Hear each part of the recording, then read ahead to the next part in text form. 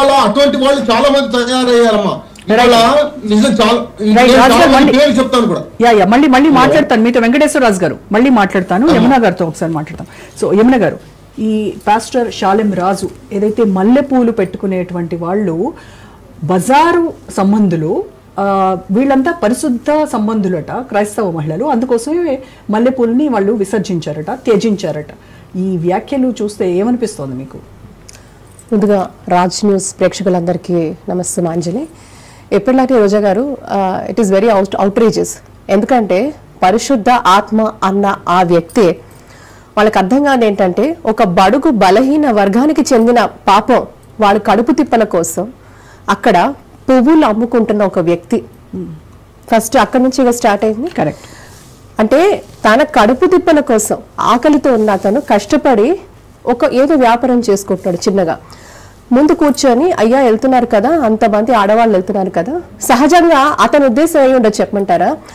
ఎందుకంటే వీళ్ళల్లో అంటే వీళ్ళ పూర్వీకులు ఎవరో అని తెలిస్తే వీళ్ళు ఒక్కొక్కరి పేర్లు తీసుకోండి, అన్ని ఇండియనైజ్డ్ నేమ్సే ఉంటాయి, హిందూ పేర్లే ఉంటాయి. కరెక్ట్.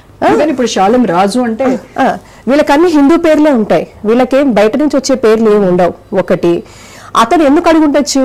రెండు, వీళ్ళు వివాహాలు చేసుకున్నా, వాళ్ళ ఇంట్లో ఏమైనా శుభకార్యాలు చేసుకున్నా, మరి ఏ కార్యాలు చేసినా వాళ్ళు పూర్తిగా హిందూ ధర్మంలో, హిందూ మతంలో ఎటువంటి ఆచార వ్యవహారాలు ఉంటాయో ఇవన్నీ వాళ్ళు చేస్తున్నారు. సుప్రభాతం చేస్తున్నారు, పండగలు చేసుకుంటున్నారు, అష్టోత్తరాలు చేసుకుంటారు, సహస్రనామాలు చదువుతున్నారు, ఆఖరికి మాల వేసుకుంటున్నారు. స్వామివారు మాల వేసుకుంటారు చూసారు మనం, అయ్యప్ప స్వామి మాల, అలా వీళ్ళు మాలలు వేసుకుంటున్నారు. అంటే వీళ్ళకి ఒరిజినాలిటీ ఎక్కడ చచ్చింది? Copy paste. వీళ్ళకి ఒరిజినాలిటీ లేదంటా నేను. There is nothing of their own, నాది అని చెప్పుకునే అస్తిత్వం వీళ్ళకి లేదు. ఇప్పుడు ఎందుకు ఇలా చెప్పాల్సి వస్తుందంటే, నిజంగా కూడా మనం ఎవరి జోలికి వెళ్ళాం అంటాం కదా, మన ధర్మాన్ని ఆచరిస్తూ పరధర్మాన్ని గౌరవించాలి అని. ఆ ఇన్నిత జ్ఞానం వాళ్ళకి లేకుండా పోయింది. ఎవరో బతుకు తెరువు కోసము అయ్యా పూలు తీసుకుంటారా అంటే, ఇష్టం ఉంటే తీసుకుంటామని చెప్పాలి, కష్టం అయితే మేము తీసుకోలేని నాయనా ఇక్కడ వద్దు అని చెప్పాలి, ఏదో చెప్పాలి సంథింగ్.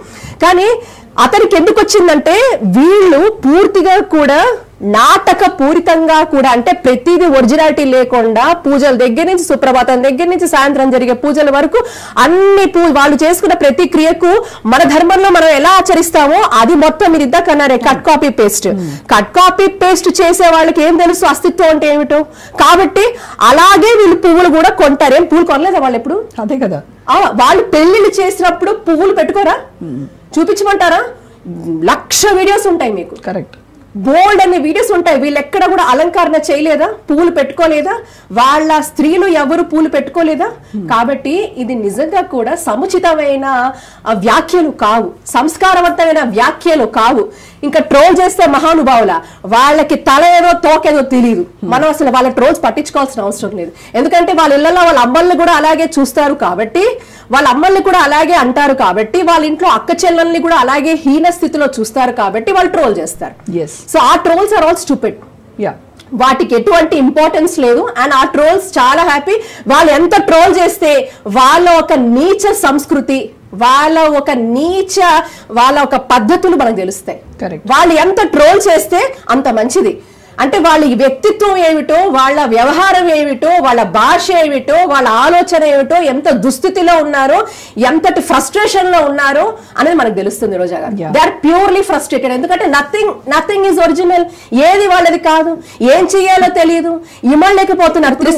వాళ్ళకి రిలీజియస్ పరంగా కొన్ని రెస్ట్రిక్షన్స్ ఉన్నాయి అనుకోండి, ఓకే ఫైన్, మల్లెపూలు మా వాళ్ళు పెట్టరు, వాళ్ళు పెట్టుకోరు, ధరించరు, ఫైన్ అయిపోయింది. బట్ హిందువులు అంటే పెట్టుకునే వాళ్ళందరూ వేశ్యలు, బజారోళ్ళు, ఇలాంటి మాటలు మాట్లాడితేనే. నాకు తెలిసి భారతదేశంలో ఉన్న ఎంతమంది హిందూ స్త్రీలు ఉన్నారో, అంటే ఇప్పుడు ఇది అబ్సల్యూట్లీ పర్సనలైజ్డ్ కామెంట్స్. ఇది మీరు పూర్తిగా భారతీయ హిందూ మహిళని మీరు కించపరుస్తున్నారు.